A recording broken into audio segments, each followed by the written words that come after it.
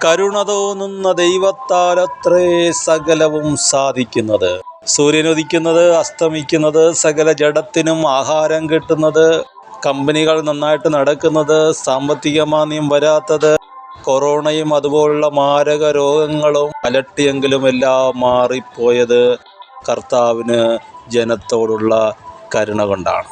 നമ്മളോടുള്ള ബന്ധത്തിൽ പറഞ്ഞാൽ, കരുണയുള്ള ഒരു കർത്താവ് നിൻ്റെ അകത്ത് വന്നാൽ നിന്നിലൂടെ കാര്യങ്ങൾ നടക്കും. അതുകൊണ്ട് പരിശുദ്ധാത്മാവ് എഴുതി വെച്ചു, ഇച്ഛിക്കുന്നവനാലല്ല, ഓടുന്നവനാലുമല്ല, കരുണ തോന്നുന്ന ദൈവത്താലത്രേ സകലവും സാധിക്കുന്നത്. നിൻ്റെ ചുറ്റുമുള്ള സഹജീവികൾ, അവർ പാപികളായിരിക്കാം, അവർ അറിവില്ലാത്തവരായിരിക്കാം, അതിക്രമക്കാരായിരിക്കാം.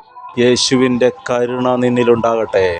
ദുഷ്ടന്മാരുടെ മേലും നല്ലവരുടെ മേലും സൂര്യനെ ഉദിപ്പിക്കുകയും മഴ പെയ്യ്ക്കുകയും ചെയ്യുന്ന കർത്താവ് നിന്റെ അകത്ത് വരട്ടെ. നിനക്കവരോട് കരുണ തോന്നണം. യുദ്ധമേഖലയിൽ കഴിയുന്നവരോട്, പട്ടിണി കിടക്കുന്നവരോട്, മരിച്ചു പോകുന്നവരോട്, ബന്ധുക്കൾ മരിച്ചിട്ട് അതോർത്ത് കരയുന്നവരോട്, ജയിലിൽ കിടക്കുന്നവരോട്, തകരുന്ന കുടുംബങ്ങളോട്, പട്ടിണി പാവങ്ങളോട്, പാവത്തിനടിമയായിരിക്കുന്നവരോട്, ലഹരിക്കടിമകളായിരിക്കുന്നവരോട് നിനക്ക് കരുണ തോന്നത്തക്കവണ്ണം നിന്റെ അകത്തെ മനുഷ്യൻ ബലപ്പെടുമ്പോഴാണ് കാര്യങ്ങൾ സാധിക്കുന്നത്. നീ അപ്പോൾ ഭൂമിക്കൊരു ഉപ്പാകും, നീ ലോകത്തിന് പ്രകാശമാകും.